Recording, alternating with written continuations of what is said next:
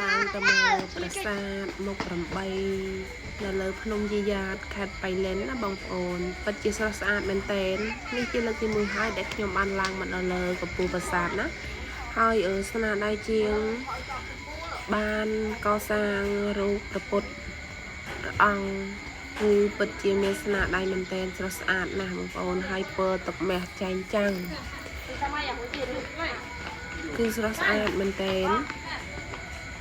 ខ្ញុំជាលើកទី1ដែលបានឡើងមកដល់លើកំពូលប្រាសាទនេះហើយនេះជាកំពូលប្រាសាទនេះនៅខាងក្នុងប្រាសាទណាយើងអាចអិចធូបនៅខាងលើអិចធូបបានស្រន់សូមឲ្យមានសេចក្តីសុខឯចម្រើនក្នុងក្រុមគ្រួសារហើយបងប្អូនអាចបួងសួងបានស្រន់ក្នុងចិត្តអីតាមតែបងប្អូននឹកឃើញណា